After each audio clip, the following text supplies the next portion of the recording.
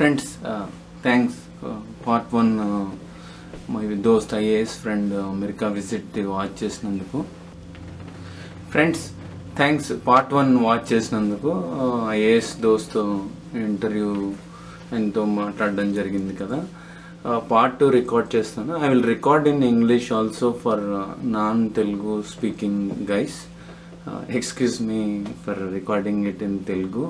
Because Telugu is my mother tongue and few words will reach the heart if I speak in my mother tongue. That's the core reason. And if it is foreign language, it reaches the ears, not the hearts. And కొన్ని నిన్న examples only police road traffic చెప్పాను. But any department మీరు లాని break చేయలేరు అనమాట. అది ఎలా ఉంటుందంటే bribery కూడా నడవదు. పే చేయి, ఇప్పుడు ఫర్ ఎగ్జాంపుల్ ట్యాక్సే తీసుకుందాం, ట్యాక్స్ ఎగ్గొట్టాడు, పే చేయి లేకపోతే జైలుకి వెళ్ళి, ఇదే కాన్సెప్ట్ ఇక్కడ. ఇండియాలో ఏంటంటే ట్యాక్స్ ఇన్కమ్ ట్యాక్స్ డిపార్ట్మెంట్ వెళ్ళారు అనుకోండి, కస్టమ్స్ డిపార్ట్మెంట్ ఫ్లైట్ దిగ్గానే వెళ్తాం కదా, ఎయిర్పోర్ట్లో మొదలవుద్ది మనకి అసలు కరప్షన్ ఇండియాలో. సో వాళ్ళు నీకెంత నాకెంత అని బేరం ఆడతారు. సో ఆ బేరాలు ఇక్కడ నడవదు అనమాట. అది సెకండ్ అయిపోయింది. తర్వాత నువ్వేంటి H1B మీద అన్నీ కూడా అడిగారు, కష్టాలు నష్టాలన్నీ చెప్పాను. F1 అటెంప్ట్లు అన్నీ ఇచ్చాను, ఇచ్చుంటే రాలేదు, వచ్చుంటే ఇంకా భయంకరం అని.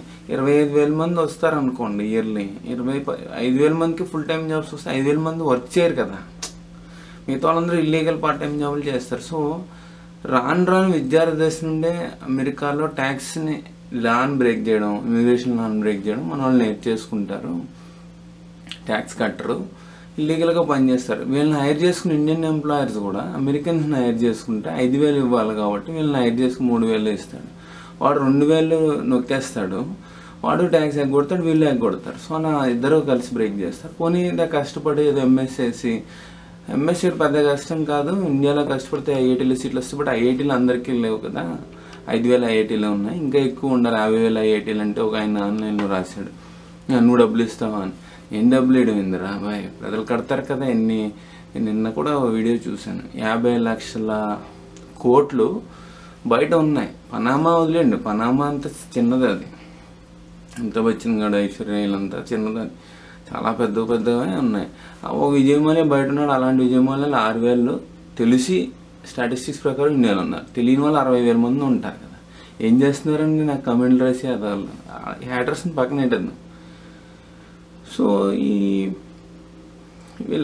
వీళ్ళందరూ బ్రేక్ చేస్తారు. బ్రేక్ చేశాక H1B జాబ్ వచ్చింది అనుకో, H1Bలో కూడా ఒక జాబే చేయాలి. 2 H1Bలు ఉంటే 2 జాబులు చేయొచ్చు, బట్ ట్యాక్స్ పే చేయాలి. బట్ ఈ మాల్లోనూ ఇల్లీగల్గా అలవాటు అయిపోయి H1 అయినా H4 అయినా ఏవీస్ అయినా ఇల్లీగల్గా జాబులు చేసి డబ్బులు సంపాదించి ఆ ట్యాక్స్ లెగ్గొట్టి ఇలాంటివన్నీ చేయడం మన వాళ్ళు బేసికల్లీ అన్నీ వైలేట్ చేస్తారు. తర్వాత కొంతమంది H1లు అయితే ఎంప్లాయర్కి 2,000 ఇక్కడ పే చేయమని, 2,500 LCA మినిమం పే, మిగతాది ఇండియాలో పే చేయమంటారు అని ట్యాక్స్ పే చేయట్లేదు. ఆ విధంగా కూడా మన వాళ్ళు ఇదంతా చేస్తే అమెరికా ఏం చేస్తుందని అడిగాడు. అమెరికా ఏం చేస్తుందండి, ఇప్పుడు ప్రతి భారతీయుడి ఇంటికి వెళ్ళి రైడ్ చేసి చేయలేరు కదా. ఇప్పుడు ఒక ఊర్లో 1000 మంది ఉన్నారు, 1000 మందికి ఒక పోలీసుని పెడతారు, లేదా 10 మంది పోలీసుని పెడతారు. 1000 మంది కరప్ట్ అయిపోయి 1000 మంది క్రిమినల్స్ అయితే 1000 మంది పోలీసుని పెట్టినా సరిపోదు, 10,000 మంది పోలీసుని తేలా. అలాంటి ప్రజలే అలా అయిపోతే దేశం కొలాప్స్ అయిపోయినట్టే కదా. ఇప్పుడు ఈస్ట్ ఏషియన్ కంట్రీస్ అన్నీ అలాగే ఉన్నాయి, ఎక్సెప్ట్ సింగపూర్ లాంటివి తప్ప కదా. అయిపోయింది. తర్వాత నానా శంకనాకాలి గెస్ట్ హౌస్లో పెడతారు, ఫుడ్ గిడ్డు ఏదో ఉంటుంది, బెడ్, అది లేనాడు రోడ్డు మీద ఎడుతాడు. ప్రాజెక్ట్ ఆడ తెచ్చుకుంటాడు, తెచ్చిన ప్రాజెక్ట్ నుంచి ఈ ఎంప్లాయర్, లేయర్స్, బ్రోకర్లు అందరూ డబ్బులు కట్టలు లాగేస్తారు, డాలర్లు కట్టలు. గ్రీన్ కార్డ్ వచ్చేవరకు అలాగే ఉంటుంది. మరి అమ్మాయిలు H1 మీద అమ్మాయిలు, F1 మీద అమ్మాయిలు వాళ్ళ బతుకులు ఎలా ఉంటాయి అన్నారు. వాళ్ళ బతుకులు వర్ణాతీతం. ఎందుకంటే ఒక కొలీగ్స్ కూడా కొంతమంది పాత క్లయింట్స్ చెప్పారు, కుమార్ గారు మీరు ఇంకా చూసిన తక్కువ, వర్జీనియాలో అయితే అమ్మాయిలను పండబెట్టి ఎంప్లాయర్స్ 10,000 డాలర్లు అడగకుండా 10,000 చెప్పాను. H1B ఫీజులు అన్నీ కూడా, అన్ని ఫీజులు H1Bకి సంబంధించిన ఎంప్లాయర్ పేయబుల్, బట్ ఎంప్లాయీస్ చేత పేయింగ్ చేస్తారు. పండబట్టి పక్కలో పండుకుంటే ఆ 10,000 డాలర్లు ఇవ్వాలి అక్కర్లేని ఎంప్లాయర్స్ కూడా ఉన్నారు వర్జీనియాలో. ఈ సౌత్ ఇండియన్స్, నార్త్ ఇండియన్స్ అందరూ పని చేసుకున్నారు. IT market, Indian top 10 companies కూడా మొత్తం అంతా పని చేసుకుని అవన్నీ బయట రానియరు. అమెరికన్స్ కూడా రానియలేని స్టేజ్కి వెళ్ళి దీన్ని మొలెస్ట్ చేసి పడేశారు మొన్న వాళ్ళు అని చెప్పడం జరిగింది. తర్వాత వీళ్ళు అందుకే నాన్ రిలయబుల్ ఇండియన్స్ అంటారు మేము ఇండియాలో అని ఆయన చెప్పడం జరిగింది. తర్వాత ఏంటంటే ఇవి ట్రూత్ వీడియోస్ అండి, దీని మీద మీ కామెంట్ పెడితే నేనేం చేయలేను. తర్వాత ఆయన చెప్పాడు, ఆయన హిస్టరీ అదంతా చదివాడు, సివిల్స్లోకి వెళ్ళాడు కదా, మీరు అలాగా దేశాలు పారిపోలేదు కదా. సో 100 ఏళ్ళ క్రితం 1947 బిఫోర్ అంతా స్లావరీ ఉంది. ఇటు మీద ఆడి మీద నేరాలు చెప్పుకుంటూ బ్రిటిష్ వాళ్ళకి సేవలు చేసిన బ్యాచ్ మంది. స్వాతంత్రం వచ్చాక కూడా మనం దేశాన్ని నిర్మాణించుకోవాలనే థాట్ ఇంకా రాలేదు, దోచుకోవడమే మొదలైపోయింది. అది కుల సంఘాలు, మత సంఘాలు, ప్రాంత సంఘాలు, భాషా సంఘాలు, ఏవైనా సరే సంఘాల కింద విడిపోయి ఎవడు సంఘం ఎవడు, గవర్నమెంట్లో కూడా గవర్నమెంట్లో కూడా తినడం మొదలైపోయింది. ఫోన్ కొడితే పనులు చేయడం, లేదా వైర్ బిల్ చేస్తే పనులు చేయడం, ఇలాగే నడుస్తుంది. ఎక్కడ దేశం కోసం పాటుపడుతున్నారు అని అయితే అనుకున్నాను. ఆర్మీ, నేవీ, ఎయిర్ ఫోర్స్లు వీళ్ళు తప్ప దేశం కోసం పని చేద్దామని ఆనేసుకొని చంపేస్తారు. డీకే రవి కేసులు అవి చూసారు కదా అన్నారు, ఇలాంటివన్నీ చెప్పడం జరిగింది. సో ఇంకా దేశాన్ని దోచుకొని ఇదిలో ఉన్నారు. అదే చెప్పాను, ఇక్కడ కూడా వచ్చిన ప్రతి భారతీయుడు 1 out of 2 ఇండియాలో ఎడ్యుకేషనల్ కన్సల్టెన్సీ, ప్లేస్మెంట్ కన్సల్టెన్సీ అని పెడతాడు. చెట్టుగా పేరు చెప్పి కాయలు అమ్ముకుని బ్యాచ్ ఇదంతా. ఇక్కడ యూనివర్సిటీ, ఇప్పుడు యూనివర్సిటీ ఇక్కడ ఉందండి, మీరు ఇక్కడ ఉన్నారు, ఐఐటీలో సీట్ వస్తే వెళ్తారా, శ్రీకాకుళంలో సీట్ వస్తే వెళ్తారా, అది తెలియదు విద్యార్థికి. అదే అమెరికాలో యూనివర్సిటీలో టాప్ 3 నేనైతే కన్సిడర్ చేసేది. టాప్ 3 యూనివర్సిటీలో సీట్ వస్తే రావాలి, లేదంటే అన్ని దిక్కుమాల యూనివర్సిటీ ఎక్కడ సీను ఒకటే ఫేక్ రెజ్యూమ్లో జెన్యున్గా జాబ్లు అయితే కొట్టలేరు. సో ఈ మధ్యలో ఈ రెజ్యూమ్ ఇవ్వడానికి పోస్ట్ మ్యాన్ లాగా బ్రోకర్స్, ఎడ్యుకేషనల్ కన్సల్టెన్సీలు డబ్బులు లూట్ చేస్తారు ఇండియాలో. తెలియక నేను 6 అటెంప్ట్లు ఇచ్చాను, వేసే అటెంప్ట్స్ నాకు తెలుసు. ఒకసారి అయితే మోసపోయి ఉంటాము. అవసరం లేదు పోస్ట్ మ్యాన్ జాబ్ బిల్డ్ చేసేది. ఇప్పుడు మా ఇంటి యూనివర్సిటీ ఉందనుకో, ఆ యూనివర్సిటీ అప్లికేషన్ నేను తీసుకుని అటు నేను చెప్తాను, ఆడికి నేను ఎవడు పంపాడు అనవసరం, కుమార్ పంపాడా సుబ్బారావు పంపాడా అని. ఆడికి స్టూడెంట్ జిఆర్ఈ టోఫెల్లో, జీమ్యాట్ టోఫెల్ మార్క్స్ షీట్ రావాలి. అవి లేకుండా యూనివర్సిటీలు కూడా ఉన్నాయి.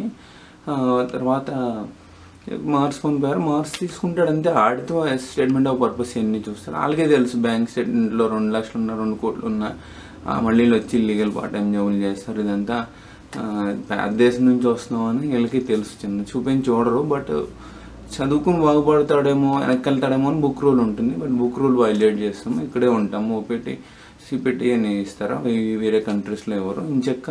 దాంతో వాళ్ళు గంటకి 75 అయినా, ఇండియాలో 5 ఏళ్ళు పని చేస్తుంటే గంటకి 70 సంపాదించిన అబ్బాయిలు అమ్మాయిలు కూడా ఉన్నారు. వెనక్కి వెళ్ళిపోతారు, కానీ వెనక్కి వెళ్ళకుండా మళ్ళీ H1B అనే ఎంప్లాయర్ 6 ఏళ్ళ వరకు పని చేస్తాడు. మళ్ళీ గ్రీన్ కార్డ్ స్టార్ట్ చేస్తే 7 ఏళ్ళు, 14 ఏళ్ళు, 15 ఏళ్ళు ఉడికని చేస్తారు. వాడు వీళ్ళని రిప్ చేస్తాడు. వీళ్ళకి ఎంప్లాయరే దేవుడు అనుకుంటాడు, వీళ్ళెవరికి రూల్స్ తెలియవు. ఇవన్నీ చెప్పడం జరిగింది. తర్వాత మరి దశలో అమ్మాయిల బదులు, అమ్మాయిలు చెప్పాను కదా, అసలు అబ్బాయి బతికే ప్రాస్టిట్యూషన్ వెబ్సైట్లో వాడేసుకుంటున్నారు. అమ్మాయిని తప్పు క్షమించండి ఇలాంటి వర్డ్స్ అని కూడా చెప్పాను.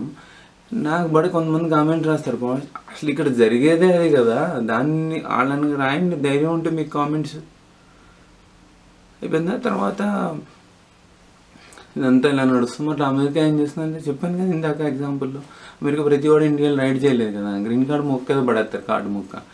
ఆ కార్డు మొక్కతో ఆడ వ్యభిచారం చేస్తున్నాడు, గ్యాస్ స్టేషన్ చేస్తున్నాడు అనేది ఎవడైనా కంప్లైంట్ చేస్తే తెలుస్తుంది, ఏం చేస్తున్నాడు ఎలా తెలుస్తుంది. సో అలా మన వాళ్ళంతా రూల్స్ బ్రేక్ చేస్తారు. ఏంటంటే అందరూ బ్రేక్ చేయట్లేదు, మెక్సికన్స్ రావట్లేదు, ఇల్లీగల్గా అంటారు. మరి ఇంతలా చెప్తే మన దేశంలో కర్మ వేదాలు ఇంత ఏమైంది, మనమే గొప్ప టంప్ వేసుకుంటాం కదా, అమెరికా వాడు కనిపెట్టలేదు ఏరోప్లేన్, మన రైట్స్ బ్రదర్స్ కాదు మనమే కనిపెట్టాం అంటారు, అన్నీ మనమే అంటారు ఏదన్నా. సో మరి ఏం చేసి తెచ్చారో తెలియదు. బేసికలీ డాలర్లు కావాలి మనకి, గ్రీన్ కార్డులు కావాలి. ఓ మై గాడ్ అన్నారు. టాప్ 3 యూనివర్సిటీలో MBA చేయడానికి వస్తాను, అయితే ఎగ్జిక్యూటివ్ MBA అది చేస్తే బాగుంటుంది. అది చేసి IAS రిజైన్ చేసి ప్రైవేట్లో కెరీర్ ఏదైనా చూసుకుంటే బెటర్, గవర్నమెంట్ నిజాయితీగా ఉంటే పని చేయలేము అని చెప్పారనమాట. ఇది తర్వాత ఇదంతా మన వాళ్ళు ట్యాక్స్లు తెలియక ఇండియాలో పాపం ఎడ్యుకేషనల్ కన్సల్టెన్సీలు అందరూ, ఒక వీసు కన్సల్టెన్సీ ఉందండి, వాళ్ళ ఒకళ్ళమ్మ డైరెక్టర్ ఎవరు వస్తారు, 520 స్పాట్లు వేస్తారు, అంతవరకు పర్లేదు. మిగతావన్నీ నేను వాళ్ళేం చుట్టం కాదు, నేను వాళ్ళ ద్వారా అప్లై చేసిన కూడా ఒకసారి చెప్పాను. బట్ అవసరం లేదు కదా, ఇంటర్నెట్ ఉన్న రోజుల్లో మీకు బ్రోకర్ ఎందుకు. అలాగే అందరూ తర్వాత స్టూడెంట్స్ ఫాల్ట్ కేసులు కూడా అడిగారు, చెప్పాను. తొక్క యూనివర్సిటీను మంచి గ్రేట్ యూనివర్సిటీ ఇండియాలో తెలియదు, అది కూడా ఇది కూడా అంతే. అందరికీ మనం పని చేయాలనే కాన్సెప్ట్లో వస్తారు. ఇల్లీగల్ పార్ట్ టైం జాబ్లు, ఎంక్వైరీలు ఇలాంటివన్నీ ఆన్లైన్లో వెతుక్కుంటారు. అది చాలా ఇది.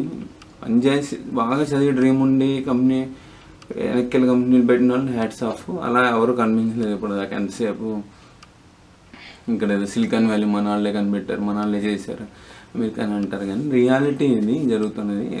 ప్లస్ అమెరికన్స్ కూడా డిస్ప్లేస్ అయిపోయారు చాలామంది because of the out sourcing companies and engineerings ఏదైతే అది. సో ఇంత నేను ఎక్స్ప్లెయిన్ చేశాను. తర్వాత చూసారు ఇలా ఉంటే మరి చాలా కష్టం అని, చాలా ఈ ఫెల్ట్ సో బ్యాడ్ అనమాట. ఇది మా ఇద్దరి మధ్యన జరిగిన కన్వర్జేషన్ మీకు చెప్తున్నాను.